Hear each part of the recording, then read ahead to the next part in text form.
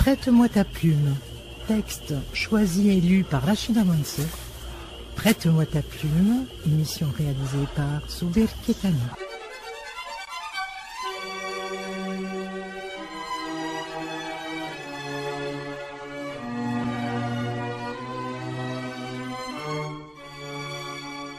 Prête-moi ta plume.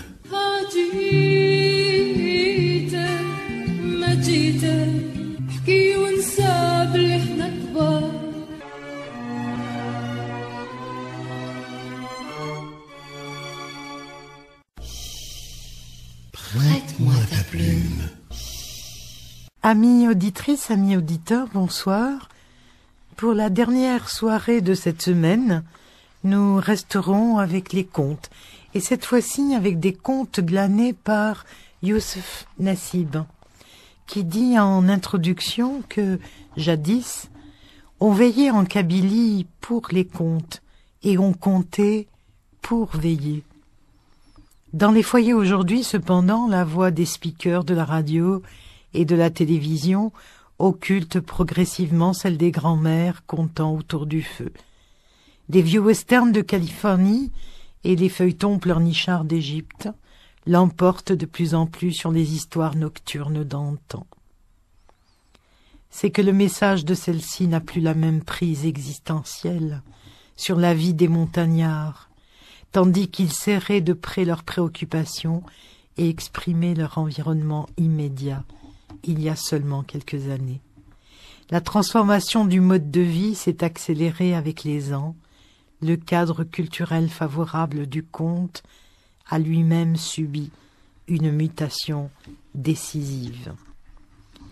Alors, il fait la sélection de quelques contes parmi les plus connus, et le premier, assez court, s'appelle Le Corbeau. Prête-moi ta plume. Dans une ville d'autrefois, un jour, le roi allait abreuver son cheval à la fontaine. Il entendit sur son chemin parler 3 femmes. Il hésita à continuer. L'une d'elles dit aux autres : « J'aimerais épouser le roi. Je travaillerai comme il se doit ses champs de blé. D'un grain, je remplirai sa grange. » Une seconde femme ajouta : « Je serais heureuse de posséder les moutons du roi. Je les tondrai, et de chaque poil de laine, je tirerai un ouvrage. » La troisième intervint : « Je voudrais être la reine et mettre au monde un garçon à la chevelure d'or. » Les ayant toutes entendues, le roi revint au palais. Il épousa les 3 femmes. Quand elles furent avec lui, il leur dit : « Toi qui voulais du blé, en voici un tas. Toi qui cherches la laine, en voici une toison. Quant à toi qui souhaitais un garçon, tu dois implorer Dieu. » Les 2 premières travaillaient depuis lors le blé et la laine, et la troisième ne tarda pas à donner le jour à un garçon. À la naissance de ce dernier, les 2 concubines en conçurent une formidable jalousie quand elles virent l'éblouissante chevelure du nouveau-né, dont la mère attentive devint bientôt la favorite du roi. Un jour, parmi les jours du Seigneur, il ventait. Un mendiant se présenta au palais. Il portait dans le capuchon de son burnous un corbeau abattu par le vent. La mère du bébé venait de partir laver ses couches à la fontaine, laissant son fils à la maison aux bons soins de ses concubines. Le mendiant s'approcha et demanda la charité. Les 2 femmes entendirent alors les cris du corbeau dans son capuchon. L'une d'elles suggéra à l'autre : « Puisque le roi préfère la mère de cet enfant, donnons au mendiant le bébé en échange du corbeau que nous langerons et coucherons dans le berceau. » Elles installèrent le corbeau à la place du nourrisson que le mendiant emporta. Quand la mère fut de retour, elle attendit longtemps le réveil de son fils. Lasse d'attendre, elle alla enfin se pencher sur son berceau, quand elle y découvrit le corbeau qui s'envola au moment où arrivait le roi.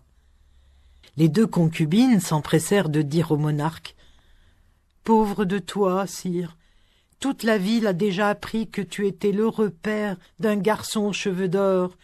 Hélas, sa mère t'a menti.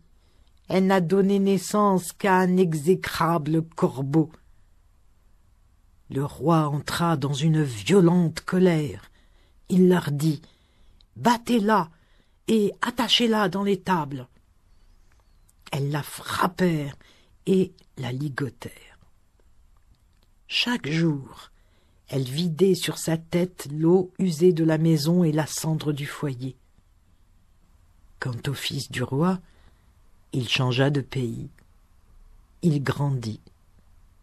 Un jour, tandis qu'il jouait avec ses camarades, il donna un coup involontaire à un garçon. Celui-ci l'humilia en lui lançant « Toi qu'on a échangé contre un corbeau, tu devrais te faire oublier !» Ces paroles l'affectèrent. Il revint en pleurant chez le mendiant et son épouse. Il leur dit « Je suis souffrant. S'il te plaît, mère, prépare-moi un peu de gros couscous. » La pauvre femme eut vite fait de préparer le mets. Elle lui en servit bientôt un plat. Dès qu'elle eut le dos tourné, le garçon jeta dans la sauce du couscous des crottes de chèvre. Quand la femme revint, il lui dit « Vois donc ce qui est tombé dans le couscous. » Aussitôt qu'elle eut plongé sa main dans la sauce bouillante, il la lui retint dedans en disant « Tu vas me dire sur-le-champ s'il est vrai que tu n'es pas ma mère, et s'il est exact aussi que j'ai été troqué contre un corbeau, ou bien je ne libérerai pas ta main. » Elle lui relata toute la vérité. Le lendemain, il prit un chacal et une chèvre qu'il attacha ensemble. Il les emmena à la quête de son vrai pays. Dans tous les villages où il arrivait, il s'entendait dire « Qu'est-ce que cette fiction qui se réalise? Un chacal attaché à une chèvre sans la dévorer ?» Le jeune leur répondait « C'est vous qui avez réalisé cette fiction, en échangeant un enfant contre un corbeau. Il est vrai que cela s'est produit dans le village un tel. » Le garçon se rendit sans plus tarder dans le village indiqué. Il y rencontra le roi qui l'invita à dîner. Arrivé au palais, on lui servit le souper, mais soudain, il aperçut la femme captive dans l'étable et refusa alors de manger. Le roi lui dit « Prends ton dîner. Je ne mangerai que lorsque cette femme qui est là-bas viendra dîner avec moi. » Noble invité, cette créature est vile. Si elle ne vient pas ici, je ne mangerai point. Ses concubines la délivrèrent non sans lui dire « Tu regagneras ta place, quoi qu'il en soit. » On lui donna une autre robe, et elle vint s'attabler près de l'invité. Apeurée, elle n'osa d'abord pas manger, puis elle soupa. Le jeune homme lui dit « Noble grand-mère, qu'as-tu donc fait pour vivre recluse dans une étable ?» Quand elle lui eut raconté en détail tout ce qui s'était déroulé, il lui demanda « Pourrais-tu identifier ce fils perdu ? Oh, mon fils a quitté cette maison trop petit. Il me serait difficile de le remettre. Je ne reconnaîtrais que sa tête, car elle portait des mèches blondes éclatantes. Si on te le montrait, le reconnaîtrais-tu vraiment ?» Il ôta soudain sa calotte, et elle poussa un formidable cri de joie. En l'embrassant et sanglotant, elle lui dit « Tu es donc mon fils !» Le roi joyeux accourut. Il organisa une fête qui dura 7 jours et 7 nuits. Le garçon dit enfin à sa mère « Dis-moi ce que je m'en vais faire de tes méchantes concubines. » « Conduis-les dans la forêt, attachés à la selle d'un cheval. » Ce qu'il fit dès le lendemain. On ramena plus tard à sa mère la tête et les mains des 2 femmes qu'elle utilisa comme pierre et tison du foyer. Prête-moi ta plume. Le chacal maquillé. Prête-moi ta plume. Vous allez voir que cette histoire est une version locale du chaboté. Prête-moi ta plume. Il était autrefois un orphelin qui gardait les bêtes d'un propriétaire. Le jeune homme vivait sous le toit de son maître. Un jour, tandis qu'il gardait son troupeau, le berger reçut la visite d'un chacal. Ce dernier demanda une brebis à manger. « Mon maître est trop méchant, » expliqua le garçon. « Ne te soucie point. S'il te fait une seule observation, reviens me voir. Nous nous retrouverons ici même. » Le chacal reçut sa brebis et la dévora. Quand, le soir, notre berger regagna la maison, il n'avoua pas avoir offert une bête au chacal. Le maître compta ses moutons et s'aperçut qu'il manquait une brebis. « Où est la brebis manquante ?»« Le chacal me l'a subtilisée et dévorée. » Ainsi, jour après jour, le chacal recevait quotidiennement une brebis. Quand le maître demandait des comptes, il lui était invariablement expliqué que le chacal avait volé les bêtes. Un jour, le chacal se présenta comme à l'accoutumée pour prendre un mouton. Le berger lui expliqua. « Mon maître m'a mis en garde et battu, oh, si Mohammed !» Le lendemain, ce dernier, affamé, revint à la charge. Le berger refusa de continuer à décimer le troupeau. « Je ne peux pas, » expliqua-t-il. « Le propriétaire me privera de mon salaire ou me tuera. »« Ne crains rien. Donne-moi une brebis et viens me voir ici même demain si ton maître te dit quelque chose. » Une autre brebis fut sacrifiée. Lorsque le berger rentra son troupeau, le soir, le maître vit qu'il manquait encore une bête.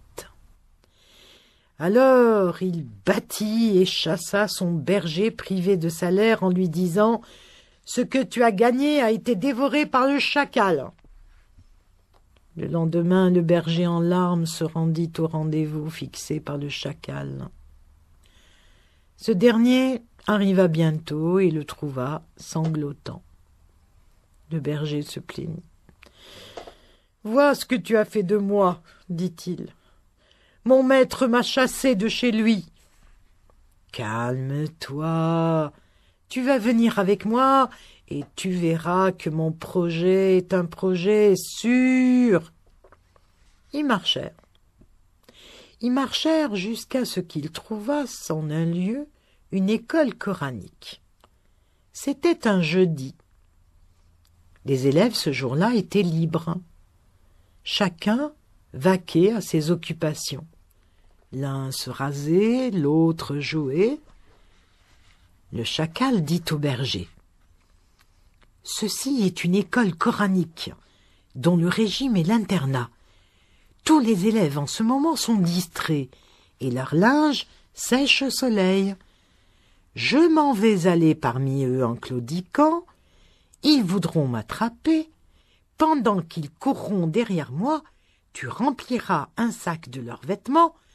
Quand cela sera fait, tu iras derrière cette colline là-bas, où je te rejoindrai promptement. » Le chacal se mit à sautiller entre les jeunes gens, tandis que le berger entassait les effets dans son sac. Quand le chacal l'eut rejoint derrière la colline, ils prirent le sac et se mirent de nouveau en route. Ils marchèrent un certain temps, puis le chacal demanda à son compagnon : « N'as-tu pas faim ?»« Oh, si !» répondit le berger. Le chacal, qui avait aperçu des paysans labourant leurs terres, dit au berger : « Va te restaurer avec leur déjeuner, tandis que je m'en vais les occuper. Quand tu auras fini de manger, tu iras m'attendre derrière la colline d'en face. » Ils se remirent après le repas à marcher, et arrivèrent dans une ville où le chacal emmena le berger au bain-mort. Le jeune homme prit un bon bain et se changea. Le chacal lui apporta alors du henna pour ne pas être en reste et lui demanda de lui en badigeonner le corps. Quand le chacal fut maquillé, il remit une flûte au berger et lui dit : « Prends cette flûte. Nous allons parcourir les villes où tu joueras de cet instrument pendant que je danserai. Nous gagnerons ainsi notre pain. » Ils repartirent et atteignirent la ville d'un roi. Ils donnèrent un spectacle auquel la servante du monarque assista. Elle alla droit au palais pour dire à la fille du souverain : « Ton père ne t'aime pas. »« Pourquoi ?» demanda la princesse. « Un jeune homme et un chacal donnent un concert en ville. Si tu ne les vois pas, tu n'auras rien vu dans ta vie. » La princesse s'en rendit malade. Elle fut soudain fiévreuse. Le roi entra et la trouva dans un tel état. Il lui demanda : « Qu'as-tu donc, ma fille ? » « Si tu ne fais pas venir pour moi le jeune homme et le chacal qui jouent en ville, je m'en vais mourir. » Le roi envoya les quérir. Ils refusèrent. Quand on informa le roi du refus, il dit qu'ils demandent ce qu'ils veulent. Mais le chacal répondit à l'envoyé du roi : « Nous n'avons que faire de ton argent. Le jeune homme que j'ai emmené n'est autre, figure-toi, que le fils du sultan des Indes. Son père me l'a confié personnellement pour que je fasse dissiper son ennui. Si le roi insiste pour que nous nous produisions devant la princesse, je t'indiquerai nos conditions. Tu n'as qu'à parler. Le roi devra donner la main de sa fille au fils du sultan des Indes. » Le roi accepta cette condition. Le chacal dit alors qu'il viendrait le soir même au palais. Mais avant de se rendre auprès de la princesse, le chacal avertit le berger. « Je te sais nécessiteux et affamé. Cependant, tu vas écouter mes conseils. Tu ne mangeras pas beaucoup quand tu seras au palais. Il ne faudra surtout pas montrer ta faim. De même, tu n'ôteras pas tes chaussures quand tu marcheras sur les tapis du roi. Autre chose, on te donnera pour manger une cuillère à café en argent. Sitôt que tu la porteras à la bouche, tu me réprimanderas, disant : « Si Mohammed, ma bouche est complètement ravagée. » Le berger suivit les conseils du chacal. Dès qu'il approcha la cuillère argentée de ses lèvres, il s'en prit au chacal qui, à son tour, s'adressa à leurs hôtes. « Vous voulez sans doute, leur dit-il, que le roi des Indes me tranche le cou. Son fils est si maltraité. » Aussitôt, une cuillère en or fut apportée au berger. Après cela, on offrit à boire au berger dans un cruchon en argent. Il fustigea de nouveau le chacal qui, à son tour, se plaignit en disant à l'assistance : « Vous voulez absolument ma tête. Voilà que le fils du roi des Indes est mis dans un triste état. » Sans plus tarder, on donna au berger un cruchon en or. Après le dîner, le chacal présenta le berger au roi en disant « Voici donc le fils du sultan des Indes, ton futur gendre. » Quand ils se retrouvèrent seuls, le chacal dit au berger « Dès que tu seras couché, je jetterai un grain de blé dans ton lit. Tu te mettras alors à crier. » Aussitôt que le berger fut alité, le chacal lança le grain de blé et le jeune homme hurla. Le chacal s'empressa d'accuser « Vous avez tué le fils du sultan des Indes !» On inspecta immédiatement la literie du berger et on trouva le grain de blé. Le roi se sentit alors déshonoré. Tout cela se passa le premier jour, au cours duquel le berger suivit les consignes du chacal. Mais au second jour, le berger mangea plus qu'il ne fallait. Il se rendit malade, au point que dans la nuit, il souilla subitement et son cœur et ses vêtements. Il réveilla le chacal. Celui-ci prit l'aisselle du berger et en badigeonna l'ouverture qu'il avait pratiquée dans le toit en retirant quelques tuiles. Le chacal tira ensuite 2 coups de feu et alla aussitôt voir le roi pour lui dire « Je vous avais bien dit, sire, que le fils du sultan des Indes était menacé. Ses ennemis viennent de lui tirer dessus par un trou ménagé dans la toiture, et ils l'ont sali des pieds à la tête. » Le 3e jour, alors que les événements du palais étaient déjà oubliés, le mariage du berger et de la princesse fut célébré. Ainsi que le chacal le lui avait recommandé, le nouvel époux dit à son épouse « Je dois rentrer chez moi, car j'ai quitté mon pays depuis trop longtemps. Mon père est peut-être mort, son trône m'attend probablement. » La princesse en informa son père. Le roi appela le berger et lui demanda « Pourquoi ce départ ?»« Pour les raisons que vous a fournies votre fille, » répondit-il. Le lendemain, le roi fit publier dans toute la ville un avis par le crieur disant que danseurs, musiciens, tambourins et cavaliers étaient mandés au palais. Quand ces derniers se présentèrent tous devant le souverain, celui-ci leur ordonna d'accompagner dans leur déménagement la princesse et son jeune mari. Le cortège quitta le palais précédé par le chacal. Ils marchèrent encore, et arrivèrent à proximité d'un palais, situé lui-même à la lisière de la forêt des 99 bêtes féroces. Dès qu'ils approchèrent du palais, ils trouvèrent le chacal qui les arrêta. Il leur dit « Chaque instrumentiste doit jouer plus fort de son instrument, et les chanteurs doivent chanter plus fort. » Le chacal, juste après ces mots, se précipita chez les bêtes féroces et leur cria « Quoi? Vous êtes encore ici ?»« Pourquoi ?» demandèrent-elles. « Jetez un coup d'œil dehors et voyez vous-même. » Elles regardèrent et virent le bruyant cortège.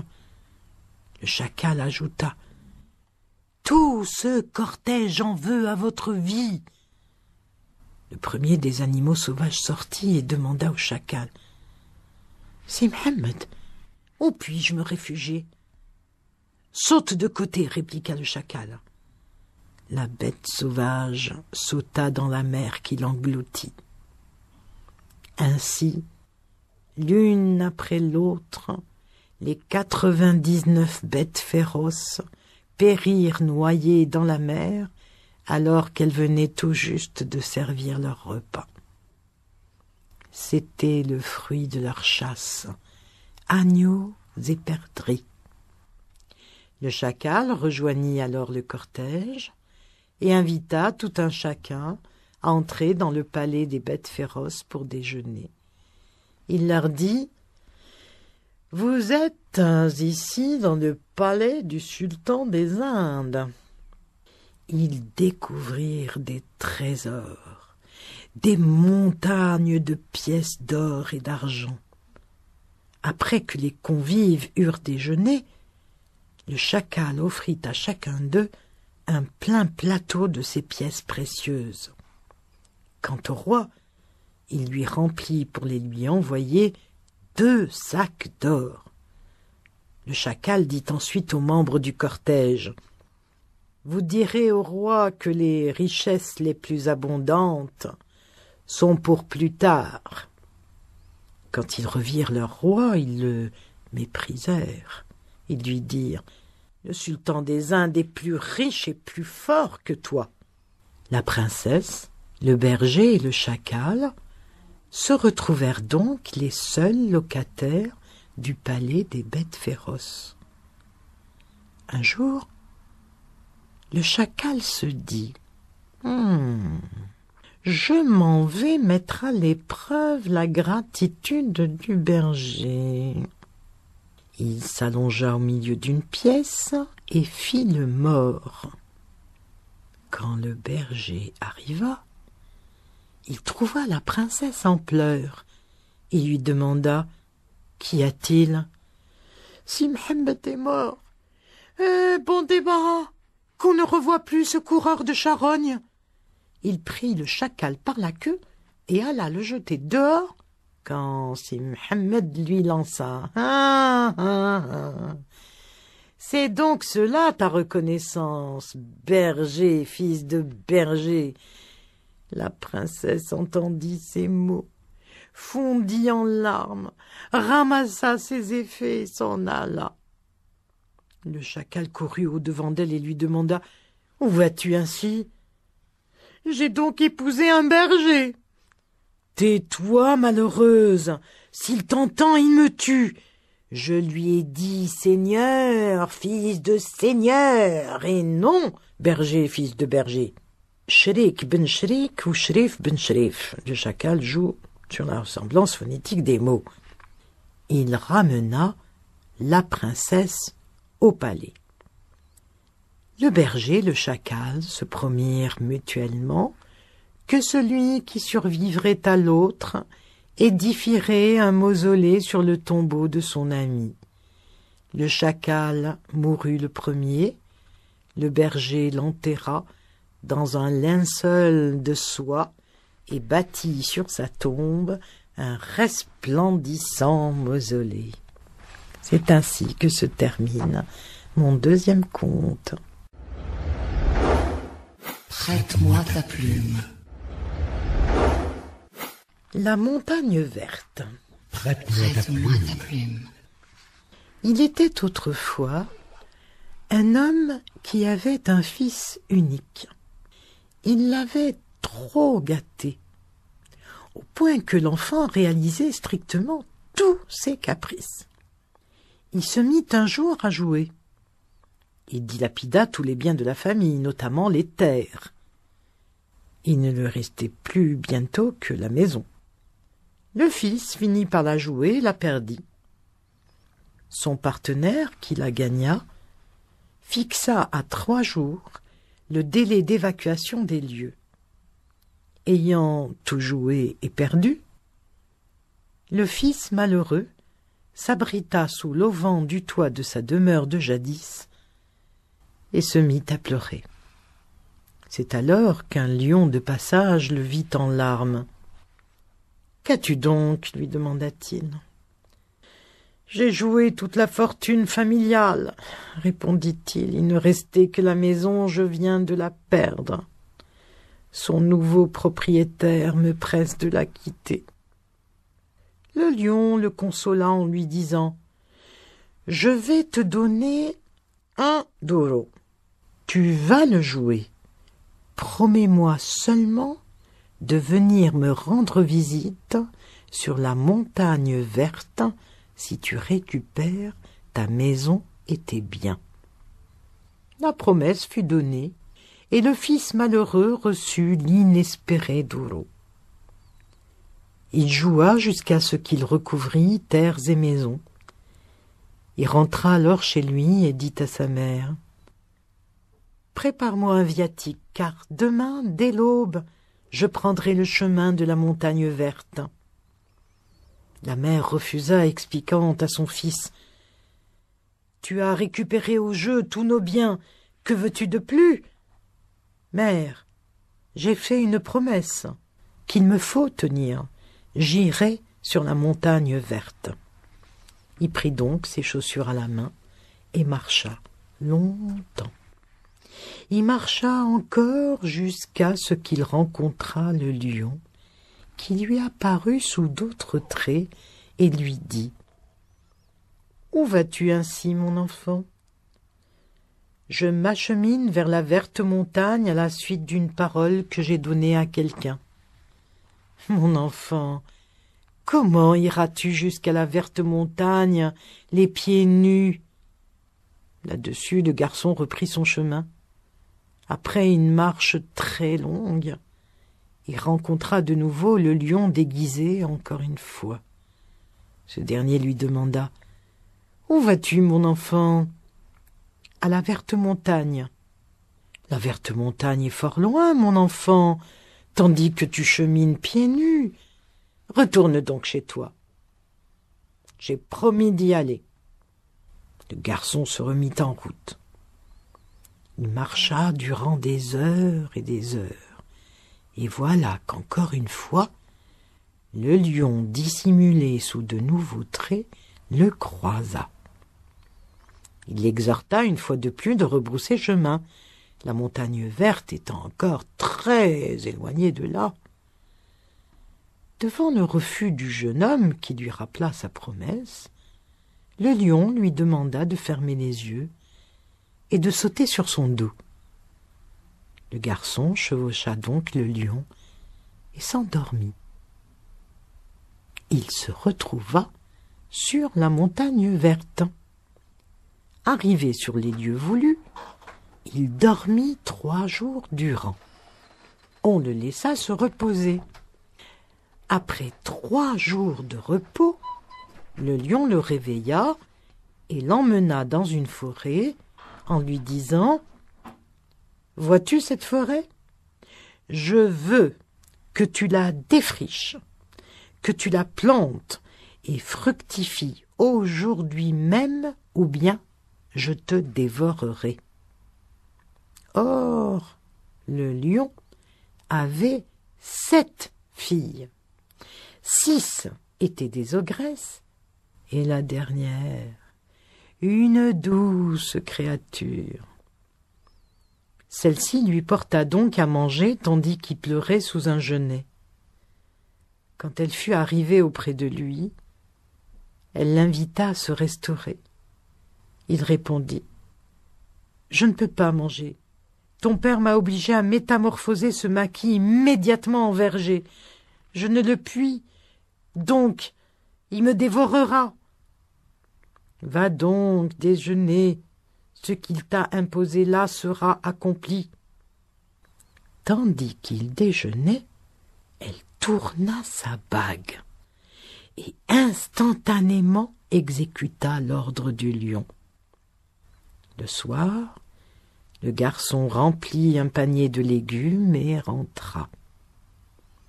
Quand il arriva au logis de ses nouveaux maîtres, la lionne fit observer à son mari: « Cela, je te le dis, c'est l'œuvre de ta fille. »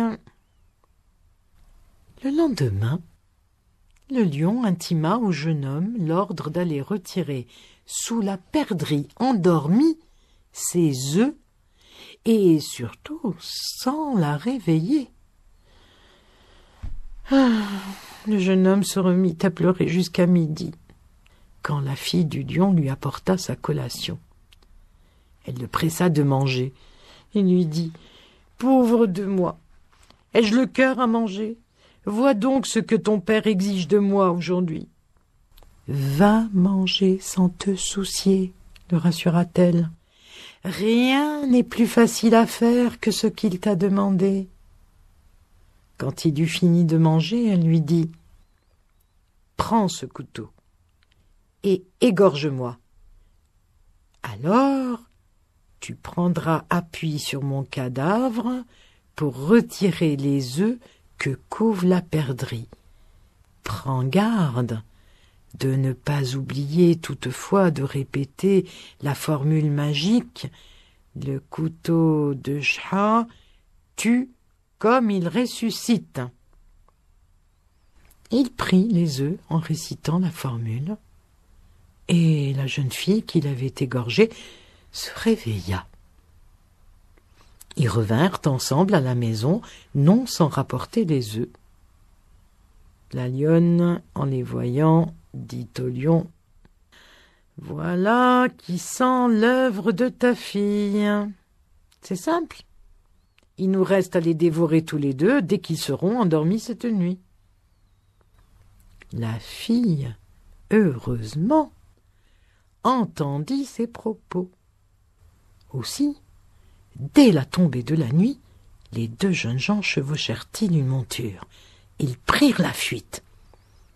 À leur réveil au matin, les lions constatèrent la disparition du couple. La lionne recommanda au lion de les poursuivre, ce qu'il fit. Quand il fut sur le point de les rattraper, la fille tourna sa bague et transforma ainsi le jeune homme en mosquée, le cheval en chir et elle-même en natte de sol.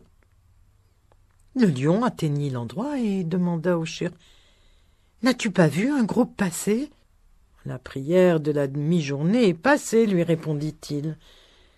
Mais celle de l'après-midi est pour bientôt. » Tandis que le couple repartit sur son cheval, le lion rebroussa chemin. Sitôt revenu chez lui, la lionne lui demanda « Les as-tu retrouvés ?»« Je n'ai trouvé qu'un chir dans une mosquée. Il m'a parlé des prières de la mi-journée, de l'après-midi. »« Retourne sur le champ, il s'agissait bien d'eux. » Le lion reprit donc la poursuite. Sitôt qu'il s'approcha d'eux et grâce à la bague, le garçon se transforma en jardinier, la fille en source et le cheval en jardin. Arrivé à leur hauteur, le lion questionna le jardinier. « As-tu vu passer un groupe par ici? Le melon est mûr, mais la pastèque ne l'est pas tout à fait, » lui répondit-il. Alors que les fugitifs repartaient, le lion regagna son logis où la lionne lui demanda de nouveau « As-tu retrouvé leur trace ?»« Rien retrouvé, excepté un jardinier qui m'a dit que le melon était à point et la pastèque immature. » « Reste donc à la maison, c'est moi qui vais aller à la recherche. » Elle partit. Les deux jeunes étaient au bord d'une rivière quand elle fut sur le point de les atteindre. La fille tourna alors sa bague et le lit de la rivière se dessécha pour les laisser traverser. Quand ils furent sur l'autre rive, une soudaine crue cloua la lionne sur la berge opposée. Elle fut contrainte de rentrer après avoir maudit sa fille. Celle-ci, très affectée, lui lança alors « La malédiction parentale, ma mère, est trop rigoureuse. Pitié !»« Allez, répondit la lionne, je ne vous maudirai pas, mais prenez garde. Ne séparez jamais des adversaires au combat. » Ils marchèrent encore, et trouvèrent des chacals qui se battaient. Le garçon eut envie de les séparer, mais la fille lui rappela la recommandation maternelle. Ils reprirent leur route alors, et aperçurent des aigles s'entre-déchirant. Il alla faire cesser leur lutte quand elle lui dit « Souviens-toi des conseils de ma mère. C'est moi qui les séparerai, qu'ai-je à faire des propos de ta mère ?» Il se dirigeait vers les aigles quand l'un d'eux fondit sur lui, le prit sur son dos et s'envola. La fille se réfugia dans un jardin appartenant aux parents de son ami envolé. La mère de celui-ci sortit et, voyant la jeune fille, la prit chez elle comme servante. Chaque matin, le garçon survolait la maison et appelait la jeune fille. « Aïcha, comment te portes-tu ?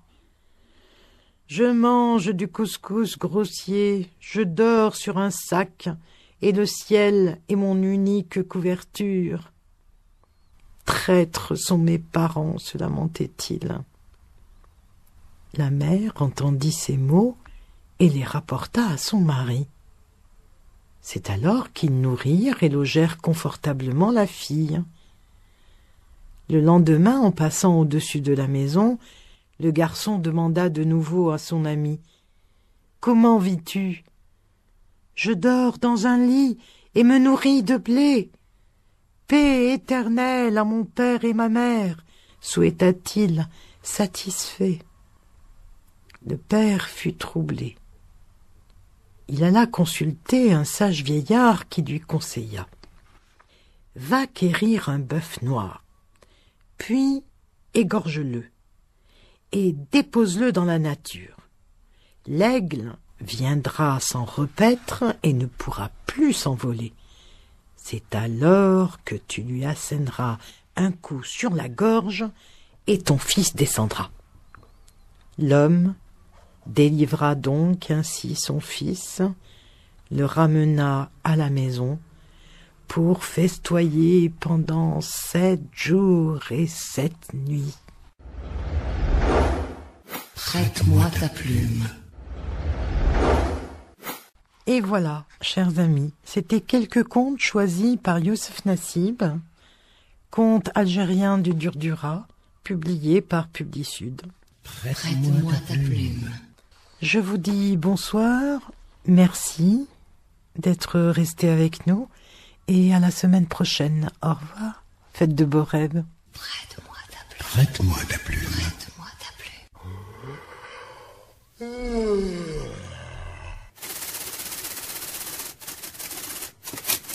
Rachida Monsef, prête-moi ta plume. Texte choisi et lu par Rachida Monsef. Prête-moi ta plume, émission réalisée par Souber Ketani.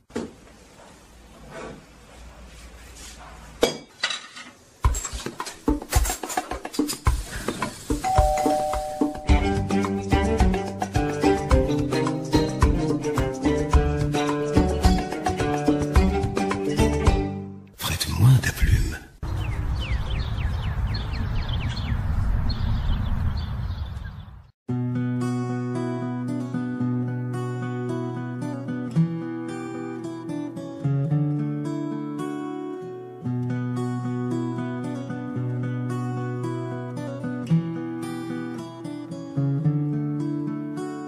أحورية عمديني غيوث الحاجة أفريذينا والسنسان داغي السوفا عن روحا نرزو في الظلام عن غسافف عن والي عن الزهو نرونا الدم ناغذين دمع عدن قريب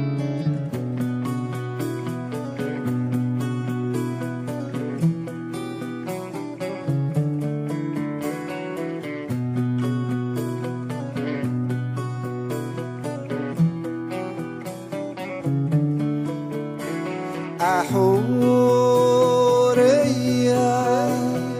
أولي وثزريضة ثماليات وكان غارة ثيك ثوذ قولني مغرقات أورس ميراراك متشاو أذكمي لي السيديران معنا ذاقونهن مرا ماشي ذير وثيغي مرثن عيني تحوريا ذاك طلع ونسهر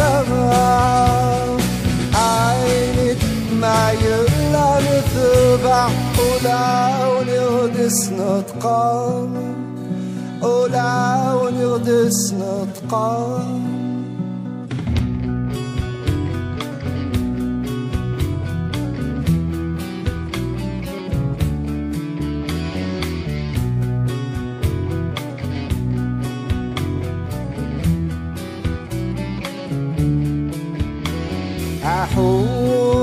حورية أبغي ونكذ ماني ليو عمية فراخة يا تصفر فيرن ذكيني أنا السوى بحرين تايريو أنا الأسبعين وان أنا متخرجر الغاشية وإذني لعب سوسنان أذكر حورية دوني وغفت صار جارة أذكر حورية أنفقس وأنا عديم أنفقس وأنا عديم حورية أنفقس وأنا عديم أنفقس وأنا عديم حورية